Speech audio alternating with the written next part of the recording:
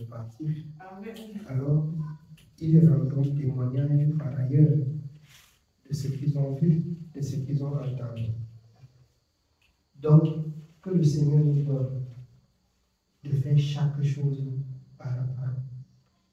Il me vient souvent à poser la question à ceux qui reviennent à la dîme, à savoir où est-ce que les apôtres ont payé la dîme. Posez-vous la question. Le Seigneur a réuni ceux qu'il a appelés des apôtres pour les instruire d'aller porter la nouvelle vers les nations du monde. Où est-ce qu'ils ont payé la dîme? Où le Seigneur a-t-il aussi payé la dîme?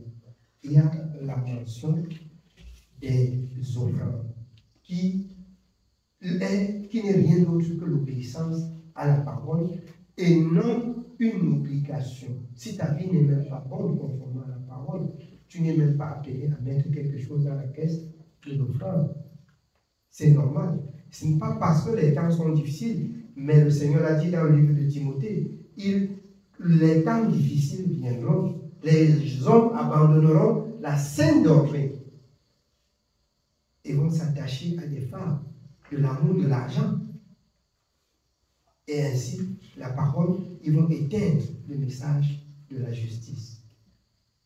L'apôtre Paul, alors, lui, il a travaillé. J'admire et permettez-moi, quand je prêche, de parler toujours de Paul. C'est un exemple pour moi. Il a servi, il a travaillé de ses propres mains. Quand il fallait voyager même pour porter le message, ceux qui n'avaient pas de transport, ils pourvoyaient. Je voudrais croire ici que nous avons eu à voyager. J'ai fait tout pour mettre la parole en pratique. Que ce soit à l'un ou à l'autre.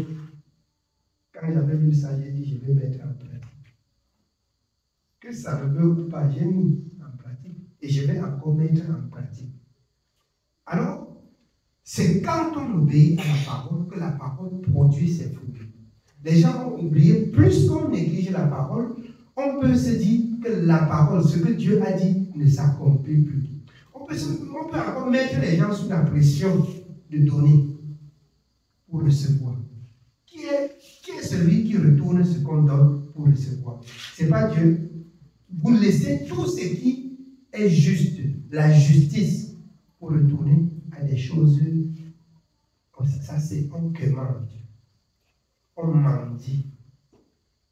Un homme de Dieu ne va pas mendier. Je n'ai pas vu un homme de Dieu qui a servi Dieu véritablement, que ce soit depuis la loi jusqu'à la foi, qui a mendié. Les hommes de Dieu étaient des hommes hyper et super riches, que ce soit de la loi jusqu'à la foi. C'était des hommes que Dieu les avait donnés. Et quand on parle de travail, c'était des travailleurs. On laisse les gens tranquilles. Pour des paresseux qui se disent, ils parlent du service de Dieu plein temps. C'est écrit où? Quand on parle de service plein temps, Jésus, dans Hébreux 1, 3, soutenait toutes choses par la parole. Si on leur demande de soutenir le plein temps là par la parole, c'est où? Écoutez bien, servir Dieu plein temps, c'est quelque chose de très significatif. Pourquoi? Parce que dans tout ce que je dois faire, je dois faire selon la justice de Dieu. Là, je transmets le message de Dieu. Si je suis en train de confier pour donner à quelqu'un, je compte dans la justice. Si je suis en train de rembourser quelqu'un, je rembourse dans la justice. Si je suis en train de rendre service à quelqu'un, je rends service dans la justice. Afin que la parole de mon Dieu ne me prenne nulle part. Donc, bien aimé, ils ne comprennent ni ce qu'ils disent, ni ce qu'ils apprennent. Amen.